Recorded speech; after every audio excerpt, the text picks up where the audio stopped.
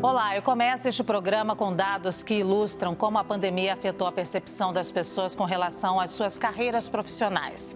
A Harris Insights e Analytics, uma empresa de pesquisa de mercado global, ouviu 7 mil pessoas em 7 países, incluindo o nosso. Dos 1.000 brasileiros que participaram, 76% afirmaram que a crise do coronavírus os fez repensar as trajetórias profissionais. 60% temem ter que mudar de carreira nos próximos anos e 67% acham ultrapassada a ideia de trabalhar uma vida inteira numa mesma empresa. Em um cenário de dúvidas, uma coisa é certa: o mundo corporativo está passando por profundas transformações.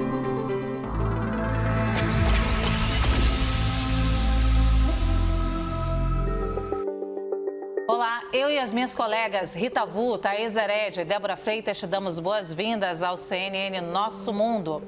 Eu já começo este programa com a provocação do nosso tema: como a crise de hoje pode afetar as carreiras no futuro.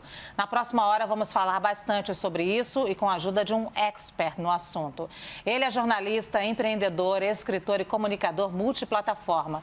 Suas palestras, textos e vídeos sobre produtividade, gestão e carreira têm despertado a atenção de muita gente. Prova disso é que ele já foi eleito como a voz mais potente no Brasil, uma das maiores redes sociais de negócios, o LinkedIn. No CNN Nosso Mundo, Mark Tawil. Mark, seja muito bem-vindo. Muito obrigado, que alegria estar aqui com vocês todas. Mark, nessa mesma pesquisa que eu acabei de ler lá no início do nosso programa, 9 em cada 10 entrevistados dizem o seguinte: que precisam desenvolver habilidades como pensamento crítico, resolução de problemas, criatividade, colaboração virtual, análise de dados, gestão remota de equipes. O que está acontecendo? O que é isso? A gente está com baixa autoestima ou a gente precisa correr muito atrás? Eu acho que as pessoas acordaram, finalmente, para o que a gente chama de real skills. Durante os últimos 20, um pouco mais, anos, a gente se acostumou a ouvir duas grandes trilhas: soft skill, que são habilidades sociocomportamentais, habilidades socioemocionais, e hard skill, habilidade técnica. Mas quando a gente fala em real skill, que é um termo que eu pego emprestado de um teórico americano chamado Seth Godin, eu estou falando de habilidades verdadeiras, que são habilidades, na verdade, combinadas. E o futuro dessas habilidades começa agora. A gente está começando uma nova década. E não adianta você ser muito boa tecnicamente e ser uma pessoa intragável.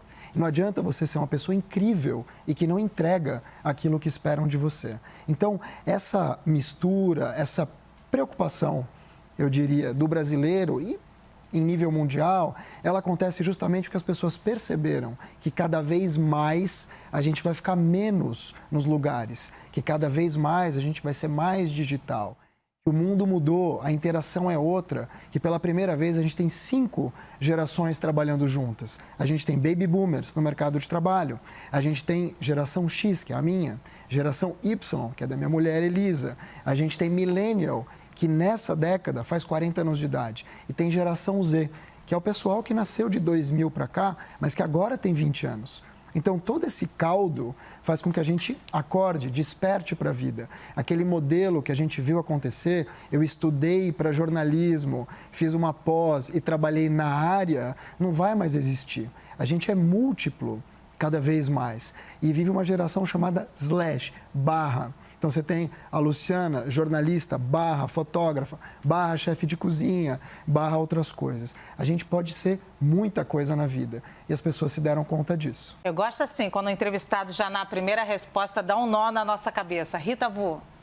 Mark, queria que você falasse um pouco de storytelling para a gente, né? A gente sabe da importância das narrativas para engajar as outras pessoas e a nós mesmos, né? Essa criação, a contação de história é uma pedra fundamental na nossa psicologia, na formação da nossa identidade, também na forma como a gente organiza a realidade. Também a gente sabe que essas narrativas ajudam a gente a superar alguns traumas, né, a partir do momento que a gente escreve sobre isso, mas também ajuda a manipular as pessoas. Queria que você contasse um pouquinho da importância da criação de narrativas e se elas podem ajudar a gente a direcionar um pouco a nossa carreira.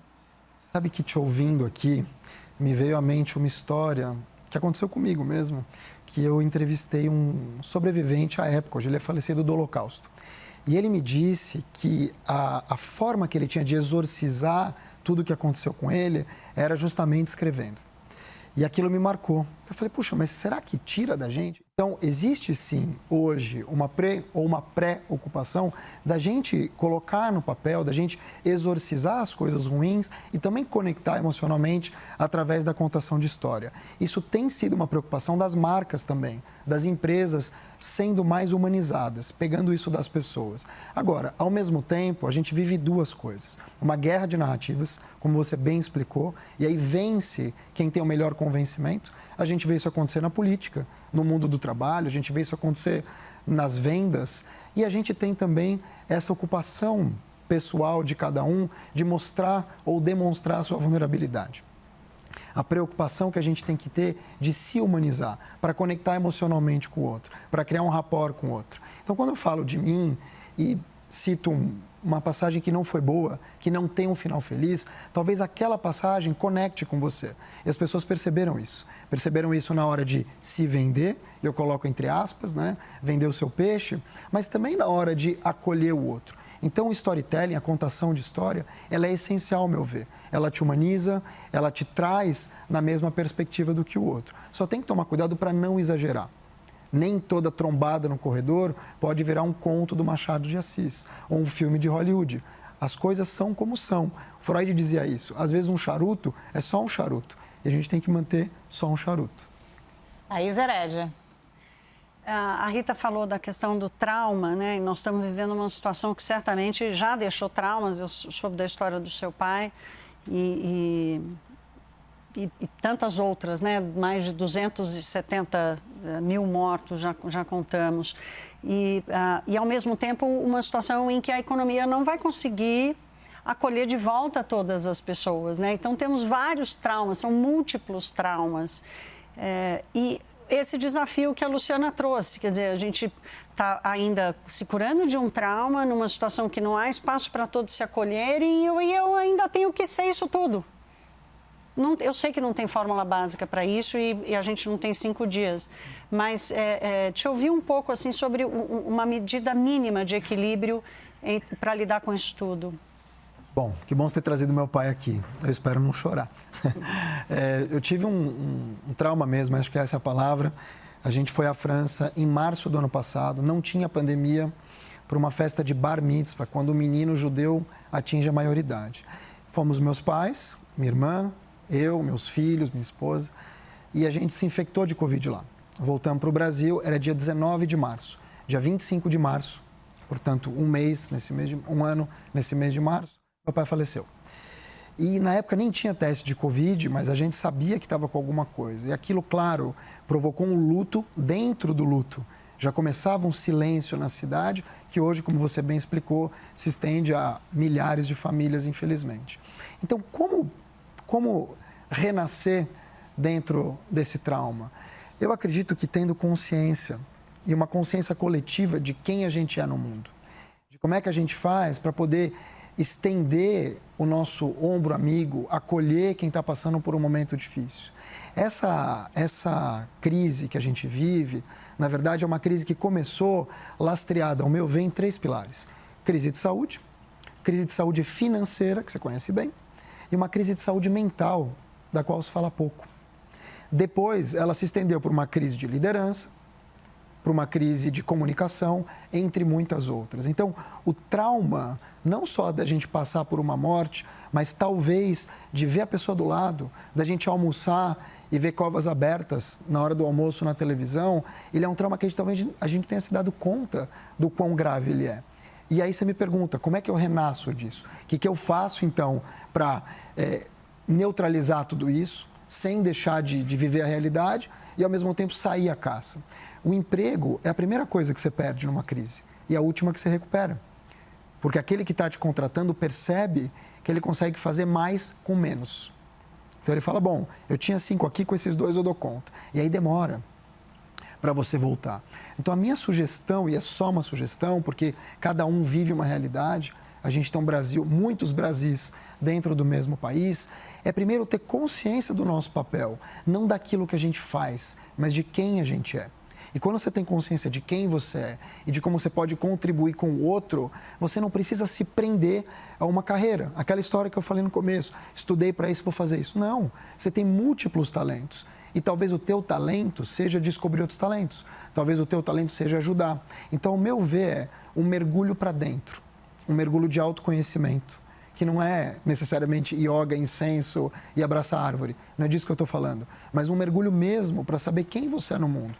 E talvez nessa hora, quem precisa de você. Porque quando a gente olha para os lados, tem gente com histórias muito piores. Eu vou roubar a palavra aqui só para perguntar qual é a tua dica desse mergulho, então, se não é yoga, incenso e abraçar árvore? Eu faço yoga, tá? Então, mas é que tem gente que não, yoga, tem gente que não gosta, fala, puxa, eu não quero enveredar para esse lado.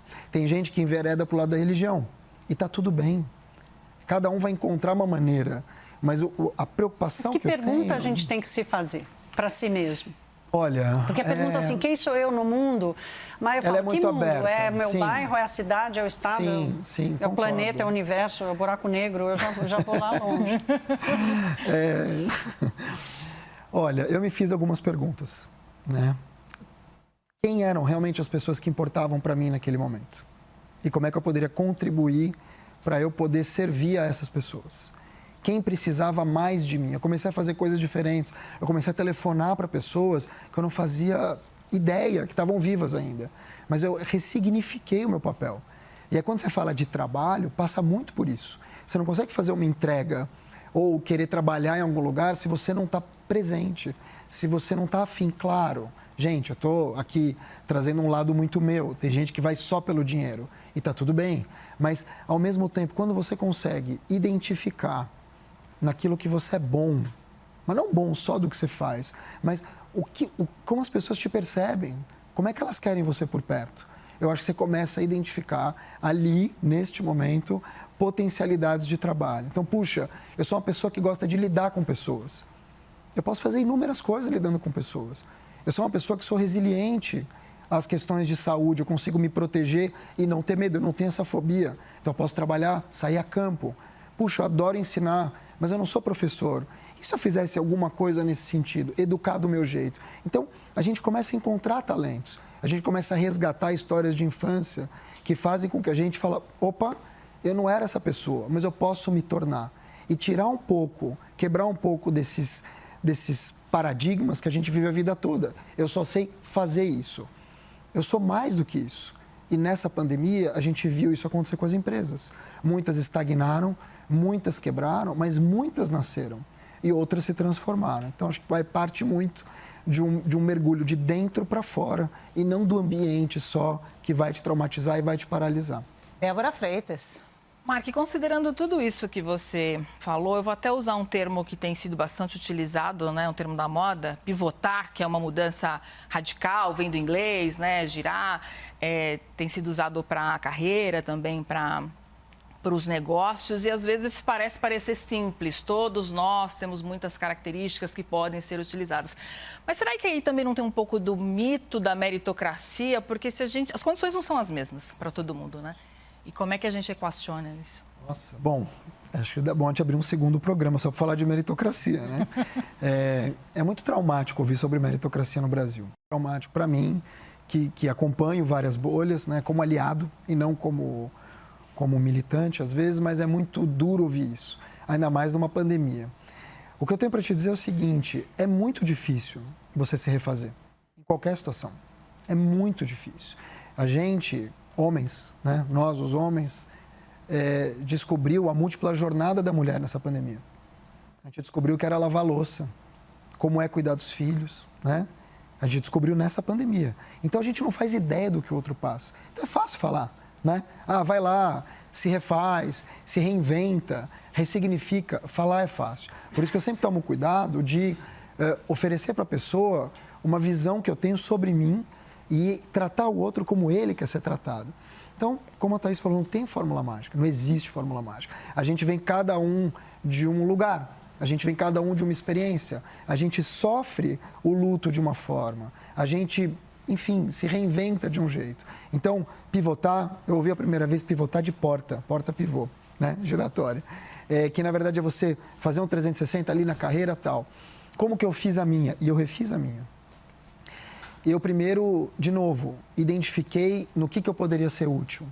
Para onde que estava indo o meu ralo de dinheiro, o meu ralo de energia, o que eu gostava de fazer, o que eu era bom e poderia colocar uma lupa. Em vez de eu estar aqui e trabalhar para chegar até aqui, eu trabalhei daqui para chegar até aqui. Então, encontrei mentores e mentoras, mas não gurus. Pessoas que eu gosto, que estão próximas, que às vezes me deram um conselho e que esse conselho me fez repensar. Então, tá próximo de gente que quer ver o teu bem. Não quer te ver em primeiro lugar. Não é uma questão de alta performance, é uma questão de auto-performance. Como é que eu posso ser melhor amanhã? Como é que hoje eu posso ser melhor do que ontem? Esse é o ponto. Então, varia de pessoa para pessoa. Se ela tiver pessoas que realmente ao lado, que queiram ver o bem dela, fica muito mais fácil. Mas não tem fórmula mágica. É uma fórmula pessoal intransferível. E começa tudo, de novo, pelo autoconhecimento. Ou talvez, se você não esteja na trilha do autoconhecimento, procura pessoas que conheçam você e que gostem de você e que te peguem pela mão. Não tem problema nenhum você ser pego pela mão numa hora dessa. É bom. E quando você se reinventou, da onde partiu a sua insatisfação? Foi do momento que você vivia mesmo? Aconteceu alguma ruptura, como que a gente passa hoje, né, com a pandemia? É interessante. No meu caso, eu vinha de uma agência de comunicação. Voltei para o Brasil, teve o trauma da morte do meu pai. E aí começou uma onda de lives. Lembra? Deus me live? Foi isso. E eu não fui chamado para nenhuma. Aí que eu me toquei, eu falei, cara, eu sempre fui um entrevistador. Eu nunca fui entrevistado. E aí eu comecei a pontuar, de novo, o que eu falo para os outros? Como é que eu me torno alguém para estar aqui, numa cadeira dessa, e não para ser um entrevistador sempre? Porque naquele momento eu precisava fazer alguma outra coisa. A minha agência não ia bem. E daquele ponto de partida, tive muita sorte, eu tenho muitos privilégios, eu tenho consciência disso, né? Então eu pude fazer esse movimento. Mas eu tenho amigos que quebraram. E eu tenho amigos que, num momento de dificuldade total, foram fazer Uber. E está tudo bem. Não tem vergonha nenhuma você botar comida na mesa da tua família. Só que você tem que ter, talvez, um pé no chão, talvez uma humildade que muita gente não tem. Não quer dar o passo para trás, não vou, isso eu não faço. É bonito, né? Eu vi até aqui no programa de um grande arquiteto. É bonito você visitar a cidade do outro. Mas São Paulo ninguém quer visitar, não foi isso que ele falou? Ciro Pirongi. Ciro Pirongi. Ciro Pirongi. E a mesma coisa com o trabalho. É bonito você ir para os Estados Unidos ser atendente de caixa de fast food, mas no Brasil não. Cortar cana em Araraquara ninguém quer. Agora, Mark, me diz uma coisa, como que a gente consegue, especialmente agora com essa geração, uma geração que cresceu, uma geração digital, que também faz parte da nossa massa produtiva, estou falando dos jovens, e que são os maiores alvos do desemprego nesse momento, né, os jovens. Como que a gente faz com essa geração que está acostumada a se vender, como disse você, nesse mundo digital, para a gente entender o que ele realmente tem para dizer. Ele tem uma produção para dizer, que é o que você falou, se reinventar e ter a dizer. Muita gente está acreditando que pode ser blogueiro, que pode ser youtuber, que pode ser isso, pode ser aquilo. Como você identifica qual o real momento que você pode produzir dessa maneira? Uau! Você está falando do ponto de vista do jovem ou como nós, um pouco menos jovens, a gente identifica esse talento Nós deles? temos a dificuldade, né? Essa dificuldade já é nossa, inata, porque a gente não é nativo dessa geração digital. Mas eles também têm essa dificuldade de se identificar como produtores de conteúdo, que têm a dizer nesse momento. Primeiro, eles têm que ter algo a dizer. Todos eles. Então, assim, se você quer colocar um talento teu na vitrine, você precisa ter o talento. O que eu vejo muito acontecer, e infelizmente, e aí é uma questão de educação, de falta de educação básica, é que muitos querem ostentar aquilo que não tem. Ostentação. Você ostenta quando você tem. E isso cria uma narrativa, né? E muitos traumas. E por que cria muitos traumas? Porque você começa a querer algo e você não tem para oferecer. Quem são os modelos para essas pessoas? Quem que eles estão enxergando como modelo? Quem inspirou, né? Quem inspirou? E aí cabe a quem está inspirando também. Olhar para essas pessoas todas, que são jovens, e dizer que modelo que eu estou sendo. Não que eu seja um exemplo, não é isso, mas quem que a gente está formando, como a gente está formando.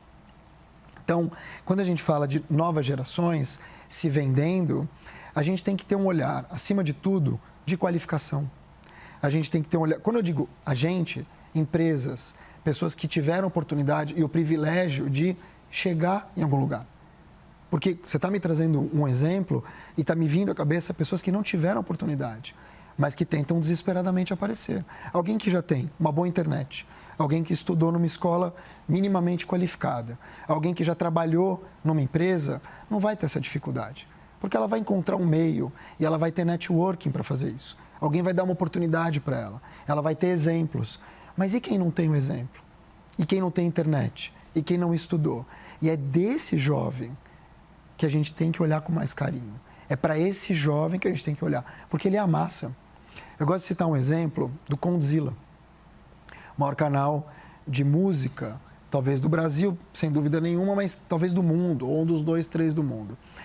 E uma vez eu entrevistei um Condzilla por um livro que eu estou escrevendo, e o Condzilla falou, o meu trabalho foi olhar para a massa, para aquele 60% que ninguém olha. E quando eu olhei para esses 60%, e eu levei os melhores equipamentos, câmeras, como a gente tem aqui, de altíssima qualidade, os melhores profissionais, eu criei clipes e coloquei essa turma na vitrine do bom e do melhor, a gente explodiu. Então, de novo, o que falta para toda essa molecada se vender melhor, primeiro é ter esse produto para se vender. Você não vai virar um youtuber sem ter o que falar. Você não vai produzir um conteúdo sem ter conteúdo. Mas para que essas pessoas saiam, né, dessa sombra, precisa ter qualificação, oportunidade e networking. Acho que isso é um trabalho das empresas, isso é um trabalho dos grupos. E a gente tem inúmeros grupos fazendo isso, né? Onde o poder público não está, né, por falta de dinheiro e por falta de vontade política, por falta de intenção, existem grupos fazendo isso. Gerando Falcões, com Edu Lira, a gente tem Transempregos, com a Maite Schneider, a gente tem Ana Fontes, com a Rede Mulher Empreendedora, a gente tem Instituto Samuel Klein, a gente tem, enfim, Movimento Black Money, com a Nina Silva, Alan Soares, tem muitos grupos trabalhando isso, porque esse é o trabalho invisível, essa é a mão na massa que a gente não vê. Para um jovem chegar até um canal do YouTube, ele precisa de muitas outras coisas. Talvez a gente não perceba, é só ligar a câmera e falar, mas não é. Você tem traumas, você tem vivências, você tem histórias, e você tem um Brasil racista, estruturalmente, que não deixa chegar, que não faz acontecer. Então, é uma discussão longa, mas antes até do que essa casca, eu acho que tem muitas coisas por trás que a gente tem que fortalecer para que esse jovem, especificamente, venha em condição de igualdade. Ele não vai chegar igual, mas a meritocracia, que não existe, ou existe muito pouco, ela vem daí, de todo mundo estar no mesmo, pelo menos na mesma linha de largada, exatamente. É difícil, né? Rita? Mark, durante a pandemia a gente viu que muitas indústrias e empresas acabaram automatizando os seus processos e ainda mais juntando automatização junto com inteligência artificial, gera um certo medo, né, nos funcionários de o que vai acontecer, né? Eu vou perder meu emprego para uma máquina, para um robô. Então eu queria que você falasse um pouco do papel dos líderes nisso, né, de como fazer com que os funcionários se sintam prontos, né, para esse desafio, de certa forma, né, esse respeito, essa transparência, como que os líderes deveriam se situar nesse novo contexto de máquinas? Excelente. Você sabe que eu estava... Ela roubou minha pergunta. Não, eu estava lendo sobre ela, falei, alguma hora essa pergunta vai aparecer. Mas aqui a gente deixa. Se você quiser complementar... Não, é porque eu ia perguntar sobre a inteligência artificial, que é um inimigo invisível, né? Nós estamos lidando com um vírus que é um inimigo invisível e a inteligência artificial é outro. O Yuval Harari apontou isso no 21 Questões para o Século XXI, mas a Rita trouxe do ponto de vista mais de quem está sofrendo essa substituição e está com medo. Olha, tem uma frase que eu uso muito, que inteligência artificial deveria ser uma questão de e não ou. Não sou eu ou a inteligência artificial, sou eu e a inteligência artificial. Ela está aí no teu tablet, quando você, por exemplo, liga a tua playlist de música, ela já descobre o que a Thaís gosta de ouvir, já coloca. Ela te responde um e-mail, ela facilita a vida em muita coisa. Então, ela já está aqui. Elevadores inteligentes. A gente não percebe, mas ela já está no nosso dia a dia. Então, brigar contra é que nem você falar nos anos 90, essa internet aí acaba em 2 meses. Isso é moda. Não vai acabar e ela está vindo com toda a força. Então, eu vejo que é muito mais uma questão da gente se acostumar do que a gente ter medo de ser substituído. Porque sim, ao mesmo tempo que ela substitui, entre aspas, ela também promove outras coisas que a gente não percebe. Ela permite que uma pessoa no fundo de quintal, na Indonésia, contrate um brasileiro que esteja no Piauí. Isso também é inteligência artificial. E essas mudanças todas, que partem, claro, de um movimento muito maior do que a empresa, partem do movimento de vida, elas acabam aterrissando nas empresas. E as empresas, que não são bobas nem nada, começam a perceber um negócio chamado escalabilidade, que é fazer muito mais com menos, utilizando inteligência artificial. E aí você vai ter um paradigma sendo quebrado. Será que eu preciso de uma sensorista parada dentro de um elevador, clicando botões o dia inteiro, sem respirar? Será que eu preciso de um cara carimbando o dia inteiro ali num cartório, ou a máquina substitui isso? Então, ao meu ver, os humanos podem ser melhor utilizados desde que haja um trabalho de liderança. Agora, a liderança não está, ao meu ver, preocupada em acalmar os ânimos. Ela está preocupada nas empresas e fazer as empresas lucrarem.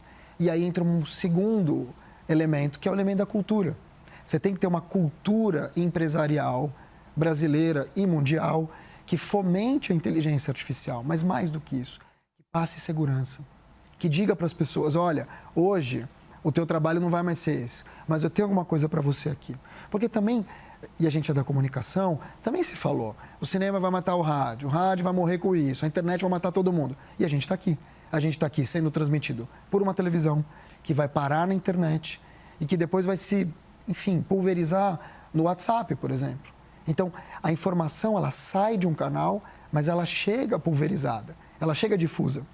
E assim também a inteligência artificial. Sem perceber, os meus filhos já chamam pelo tablet com o nome das assistentes, ou dos assistentes, que lá em casa o Siri é homem.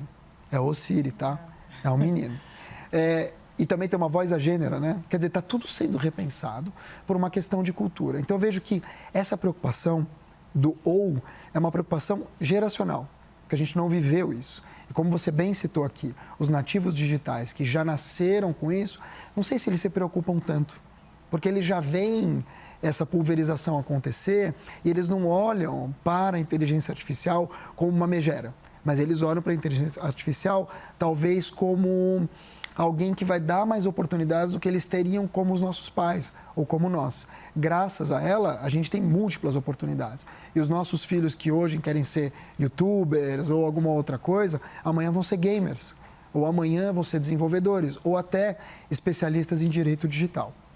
Você, nessa sua reinvenção, investiu muito na sua marca pessoal, né? Marca Will. E as redes sociais foram muito importantes para isso. LinkedIn, você é uma voz bastante importante nessa plataforma. Então, eu queria que você contasse aqui para a gente como usar de uma forma efetiva as redes sociais para melhorar a gestão da carreira, mas sem cair naquela coisa também da vaidade, né? Sou sabichão, sei tudo. O ego é um grande sabotador, né? Às vezes o ego ele te puxa lá em cima e ele te deixa. Então, as redes sociais, elas têm essa característica. Elas podem te catapultar e você pode, da noite para o dia, virar alguém. A gente tem pessoas em reality show que tem 12, 13 milhões de seguidores em um mês. Como é que essa pessoa vive depois? Será que ela está preparada para o sucesso? Muito se fala em vamos preparar para um fracasso. Mas ninguém se prepara para o sucesso. Ninguém se prepara para ser alçado a uma vitrine que talvez você não queira estar. Né? Uma lupa muito grande e você se sente ali. Então, quando você entra numa rede social, seja ela qual for, a primeira pré-ocupação que você tem que ter é, na verdade, com quem é você nessa rede social. Será que você está sendo você mesma? Será que você está passando verdades? Porque essa história de que a gente vive numa caixa preta, já era. A gente vive numa caixa de vidro. Se você hoje passa pelo acostamento com o teu carro e amanhã se vende como uma ótima motorista, alguém vai te dedurar. E com as redes sociais é assim. A gente tem expose, tem cancelamento. Isso são elementos dessa nova rede social. Então, quando eu comecei lá atrás, no vale do Jurassic Park, Orkut, era outra vida. Elas não eram comerciais. A gente não transacionava. Então, eu peguei essa mudança de... será que eu estou me vendendo ou só estou interagindo? Eu peguei a parte do só interagindo e comecei a perceber depois que tinha um valor ali. Que eu poderia realmente aparecer para alguém e ser chamado até para uma conversa como essa. Mas isso demorou para acontecer. O que acontece hoje com as redes sociais é que as redes sociais elas têm um valor já muito percebido comercial. Tem gente ganhando milhões e milhões de reais de dólares com as redes sociais. Então, não tem mais bobo no futebol. Quando as pessoas entram, elas entram para alguma coisa. Ou para serem percebidas de um jeito, para se posicionar, ou talvez para acompanhar, stalkear. Dito isso, quando você vai para uma rede social, a primeira coisa que você tem que pensar é ser você mesma. Ser você mesma, nos teus valores. Parece fácil, mas não é. O segundo ponto é você vestir a roupa, entre aspas, daquela rede social. Então, você pode ser a Thaís no LinkedIn um pouco mais séria, falar sobre economia, ou você, Rita, falar sobre as questões digitais, ou você, Débora, trazer um jornalismo mais aguerrido ou mais combativo. No Twitter, ser um pouco mais leve. No Twitter não dá nada para ser leve. O Twitter é traumático. Mas é uma baita rede social, eu te acompanho por lá, inclusive. E você tem as novas redes sociais, como o Clubhouse, que é uma rede de voz. Então, em todas, o ideal é ser você mesma. Em todas, o ideal é você se posicionar como você quer ser percebida. Mas você pode vestir a roupa daquela rede. Você pode, em uma, usar um meme. Na outra, você vai se adaptando. Quando você faz confusão entre as redes, você vai ouvir, LinkedIn não é Facebook, LinkedIn não é TikTok. Não, porque não é só isso, você tem a interação e você lida com as pessoas que te confrontam, com o contraditório, com os haters, isso mexe com a saúde mental muitas vezes. E é inevitável a rede social para a carreira? É inevitável. E tem que estudar tudo isso? A gente está aqui te bombardeando, tem que estudar? Pois é, eu acho hoje inevitável. Aí você pode me dizer, puxa, mas eu tenho gente que não está na rede social. Verdade. Você tem super players, deve ter umas banqueiros.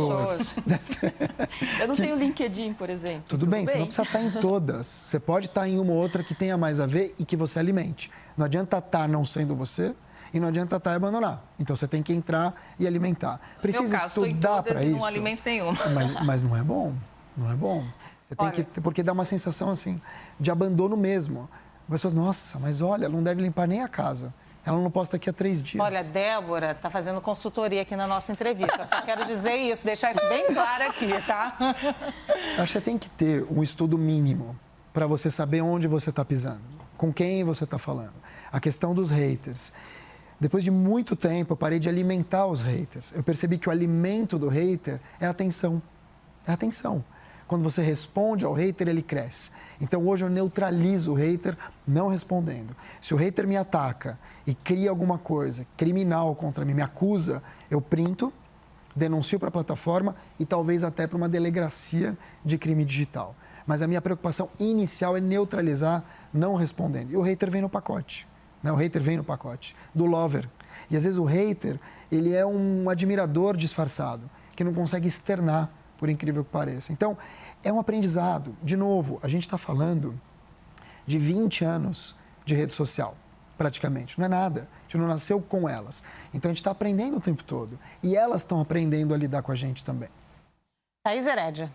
Eu fiz tanta pergunta eu também. no meio que eu... Tudo bem, hoje está desorganizada aqui, mas a gente vai voltar. A gente foi se metendo. Não, eu queria falar um pouco das redes sociais também como ferramenta, mas você já acabou respondendo tudo. Eu quero trazer aqui a questão do home office. Peraí. Que eu tenho falado muito mal do home office, porque eu acho que, do ponto de vista econômico, ele quebra várias cadeias importantes da economia, né? De um prédio, de escritórios. Eu não vou passar pela questão sanitária, que eu espero que seja transitório, mas da quantidade de decisões que estão sendo tomadas absolutamente radicais para acelerar esse processo do home office.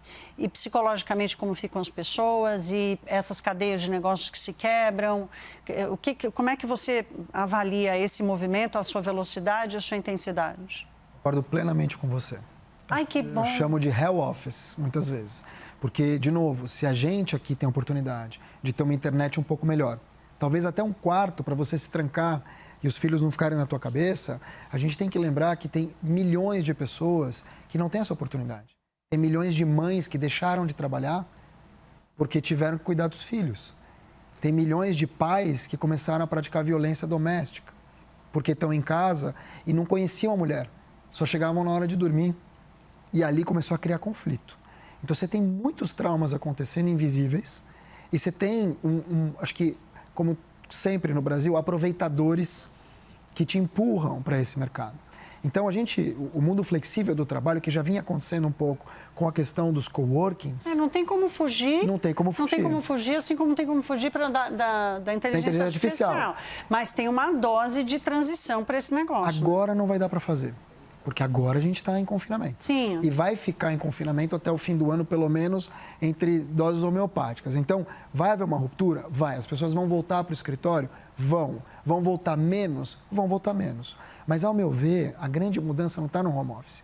A grande mudança está no anywhere office, de você trabalhar de qualquer lugar.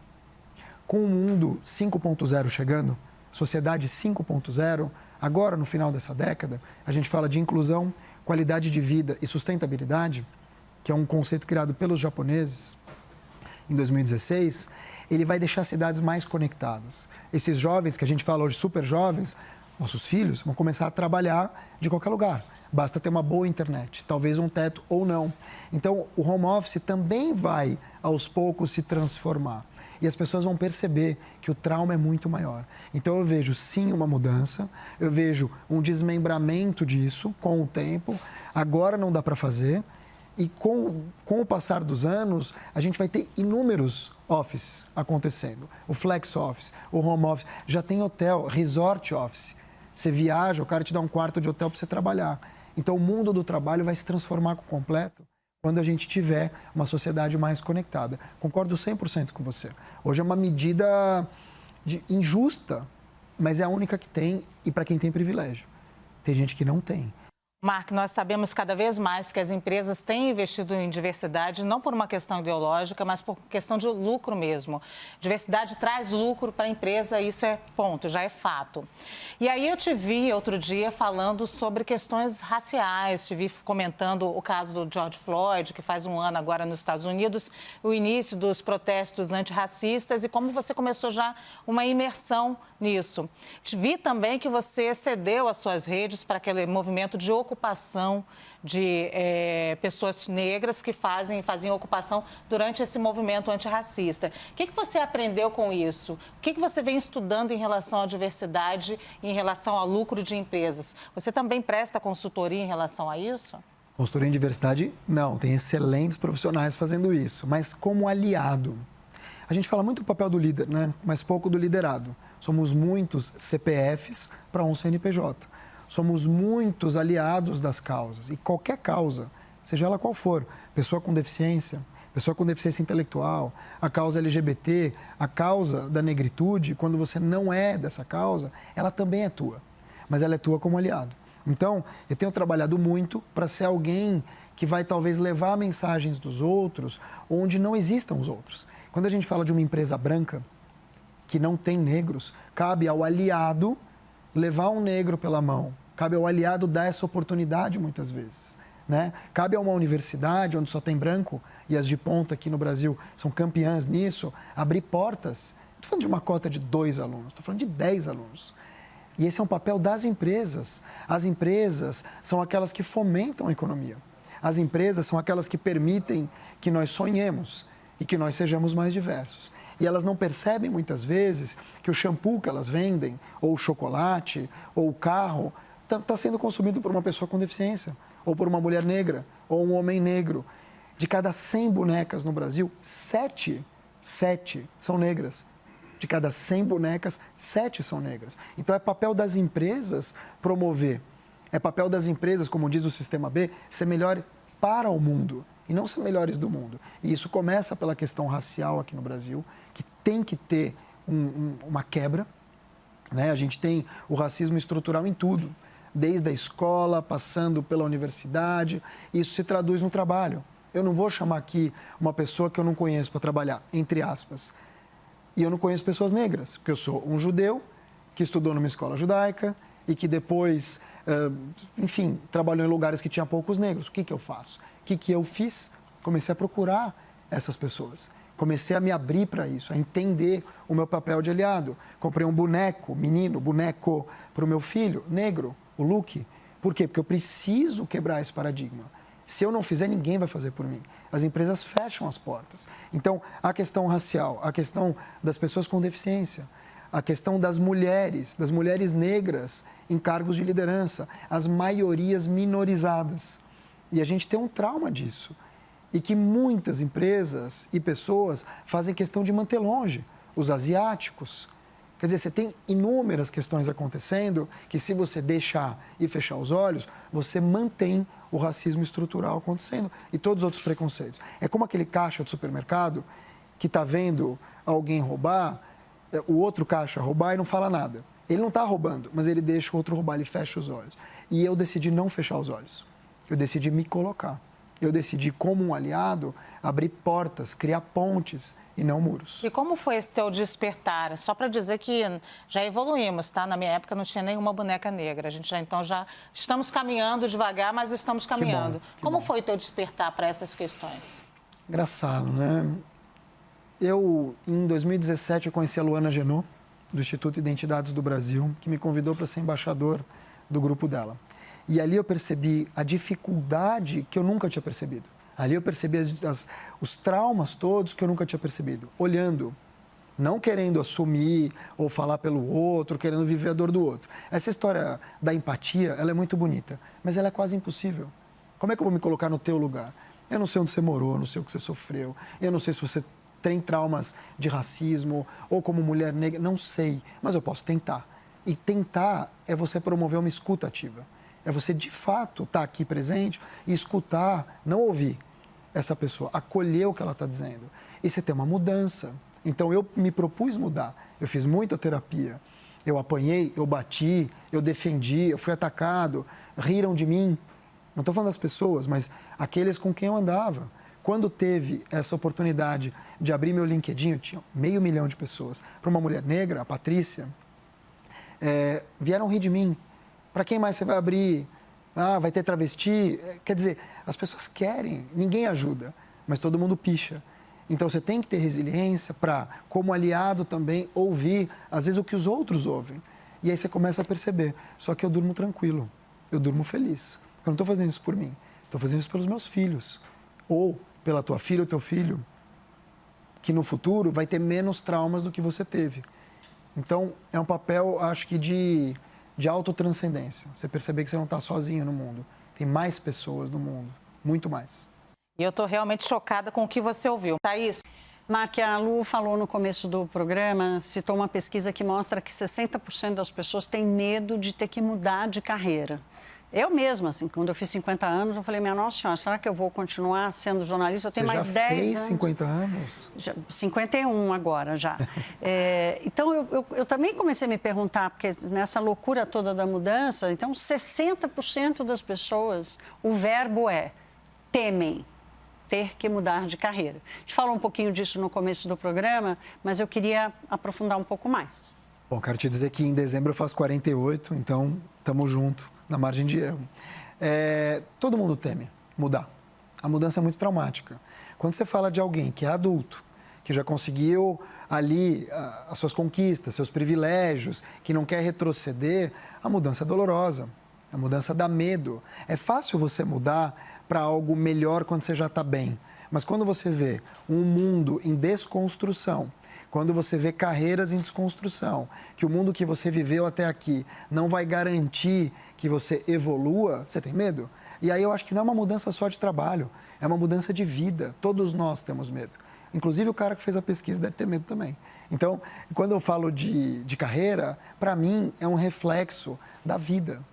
A carreira, na verdade, ela é uma extensão da vida. E eu mudar de carreira implica em eu mudar de colegas, mudar de local de trabalho, aprender novas tecnologias, implica eu trabalhar com outras gerações, eu me expor. Então, tem muita coisa que envolve a carreira, que é aquele pano de fundo invisível, inconsciente, e que na hora de uma pesquisa ele emerge. Rita? A gente está tendo uma certa percepção de que a crise é um modo de vida permanente. No livro A Sociedade do Cansaço, filósofo Byung-Chul Han, ele fala, né, que a gente vive numa sociedade de rendimento, de autoexploração.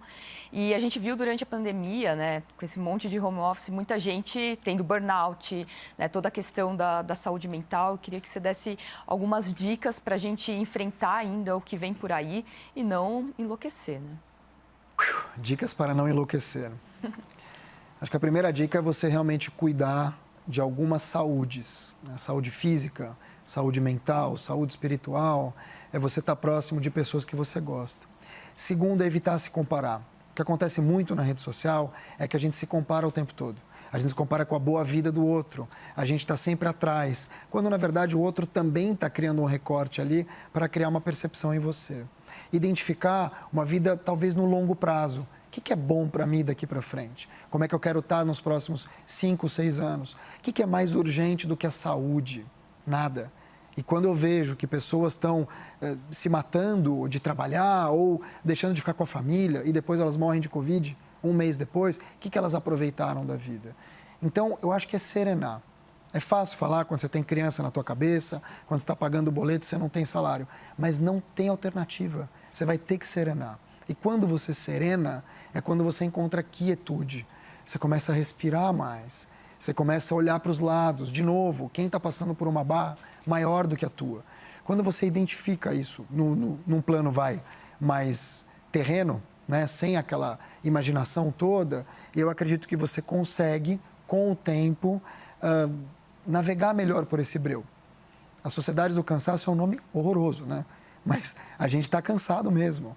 E esse trauma que a gente está vivendo de Covid, ele vai se estender. Se ele não se estender pelo vírus, ele vai se estender na economia, na saúde mental, ele vai se estender nos traumas que a gente já teve, no meu caso, meu pai, e 270 mil pessoas só no Brasil.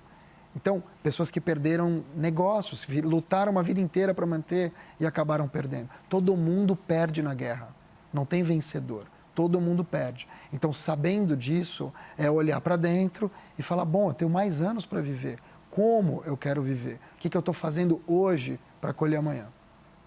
Débora Freitas. Queria até pegar um gancho aqui na pergunta da Thaís. Esse temor, acho que ele é muito maior conforme o tempo vai passando, né? O mercado de trabalho, enfim, idadismo, etarismo, preconceito com quem tem mais idade. E aos 40 anos você já começa a ficar invisível, né? 50, 60, a coisa só vai piorando. O que é contraditório, porque com a aceleração do envelhecimento, o que é muito melhor, né? Porque outra alternativa é não estar mais aqui. Sim. O que você tem visto na prática por parte das empresas em relação a isso? A trazer pessoas mais velhas, mais experientes para o mercado de trabalho? Duro, né? Muita segregação ocupacional, muita. Em relação aos 40 mais, 50 mais, 60 mais para cima. E a forma que você tem de quebrar isso, de novo, é dando oportunidade. Então, passa por uma liderança mais consciente. Passa por você bater em portas onde te valorizem e não portas que vão te jogar para baixo. Ao meu ver, já existe uma transformação em curso. Ela pode ser que não, talvez essas pessoas de hoje, que tenham hoje 60, 70 anos, não vão ver acontecer. Mas os nossos filhos e talvez nossos netos vejam, porque a internet, a inteligência artificial, redes como Clubhouse, por exemplo, que você não tem a imagem, o filtro Dubai atrás e o prato do dia, você se faz perceber pelo conteúdo. Você se faz perceber pela experiência que você tem cumulativa de vida. Quando isso acontece, você fala, bom, o talento ele é branco, preto, azul, amarelo, ele tem deficiência ou não tem deficiência, o que vale é aquilo que você entrega. Quanto mais você conseguir tirar isso, essas barreiras, esses vieses, e você encontrar o talento, você vai perceber que nós que já passamos dos 45, do primeiro tempo, temos muito mais a oferecer de alguém que tem 20, dependendo da oferta. E que a gente precisa aprender com os outros. Eu acredito mesmo que as novas gerações são menos preconceituosas com os mais velhos, mas a gente precisa estar mais aberto a aprender com elas. É uma troca. A multigeração vem da troca. Não adianta chegar na entrevista de emprego e falar, o que você tem de idade, eu tenho de experiência. Não dá. E os jovens ouvem isso. E também não adianta falar, olha aquele ali, olha a cara dele. Eu tenho 16 tatuagens e eu fiz todas depois dos 40 anos. Bom, quando a gente considera inovação, novas profissões, aqueles grupos que você falou lá no início da nossa conversa, 5 grupos que estão em idade produtiva, eles se preocupam da mesma maneira em relação a isso, em relação ao futuro, ou tem gente que tem que estar mais preocupada? A preocupação, eu acredito que venha mais das gerações, vamos dizer, baby boomer, que é a geração pós-Segunda Guerra Mundial, pessoas que têm 70 anos hoje. Ela vem também geração X, que é a nossa, né? Estou usando você de exemplo, mas eu não... Não, já estou super bem resolvida. Não é pessoal, Fica tá? tranquila. Eu vou chegar lá. Estou super bem resolvida. Mas é essa geração, né? Geração X. Y, que veio na esteira da X, que tem 40 anos hoje, já começa a olhar pelo retrovisor. Tá chegando a idade, né? Já encheu o retrovisor, como fala na Fórmula 1. As novas não, porque ninguém que é novo se preocupa com o futuro. Ninguém que é novo acha que vai envelhecer. O ponto é como você está envelhecendo. Como é que você quer envelhecer? Como é que você quer se vender no futuro? Como é que você quer ser percebido? Você quer uma casa de 3 andares ou você quer ter a tua hortinha e viver tranquilo? Eu acho que a gente já tem percebido isso. A gente está vivendo um momento, desculpa, de transição das profissões, né? Exato. Isso não é preocupante para todos, no final das contas, inclusive para os mais jovens? Mas o que é preocupação? É o que você quer fazer ou é como você quer viver? A geração mais nova, e teu banco imobiliário millennial, que se acumula experiências e não casas, ela está preocupada com outra coisa. 6 da tarde, eles já estão na porta. Eles trabalharam o que tinham que trabalhar. Não é que nem a gente aqui, que fica até às 11 da noite entregando. Então, eles fazem o que tem que ser feito. Por quê? Porque eles querem viver. É outra história. Eles não estão preocupados na camiseta que tem aqui um logo. Eles estão preocupados... Né? Exatamente. Quem está fazendo a camiseta? Essas pessoas estão sendo pagas, estão vivendo melhor. Eles querem viver num mundo que talvez não exista. Então, a preocupação deles é com a sustentabilidade. Então, eu vejo que a questão do fazer e do amealhar, ela é muito nossa ainda. A nova geração quer viver o que tem que viver. É bom agora. E isso impacta na sexualidade. Isso impacta no comportamento. Isso impacta nas escolhas que você faz de consumo. Isso impacta na interação. Marc, a gente está nos últimos minutinhos do nosso programa. Falei muito? Não, foi ótimo, a conversa foi ótima. A gente sabe que é um momento muito difícil que a gente está ultrapassando, um momento de desemprego recorde, pandemia, incertezas, muitas incertezas. E aí eu te pergunto, apesar de tudo isso, apesar de toda a nossa conversa, apesar da sua perda nesse ano, você está otimista para a saída dessa pandemia? Sem dúvida. A gente tem que ser otimista. Se a gente quer viver num mundo que polua menos, se a gente quer viver num mundo em que os nossos filhos, netos ou pelos quais a gente é responsável, vivam melhor, a gente tem que ser otimista. Senão você fecha a porta e vai embora. Então, eu tenho que ser otimista, não por mim, pelos outros. Eu me forço a ser otimista num mundo difícil. E ser otimista não é ser idiota. Não é ligar a televisão e dizer, não, vai melhorar amanhã. É fazer por onde. Então, eu trabalho. Tem uma frase da Maya Angelou, escritora e poetisa americana, que diz o seguinte, a gente tem que ser o arco-íris na nuvem de alguém. Então, se a gente quer que o mundo mude, o nosso compromisso tem que ser com agora e não com amanhã.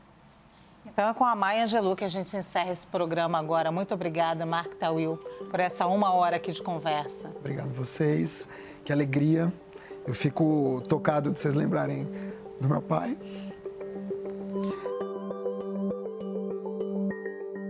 Não era para te emocionar ele não tá dessa aqui, maneira. Mas ele gostaria de assistir esse programa. Então, onde ele estiver, eu dedico a ele. Obrigado. Sinta-se abraçado. Chegaremos o dia que todos nós poderemos nos abraçar novamente. Muito obrigada, Marc. Obrigado a vocês. Bom, e o nosso programa com o jornalista e escritor Marc Tawil está disponível na íntegra no site cnnbrasil.com.br e também no nosso canal no YouTube. Time, mais uma vez, muito obrigada por vocês estarem aqui com a gente nessa força. Obrigada de novo, Marc. CNN, a maior do mundo, líder em independência.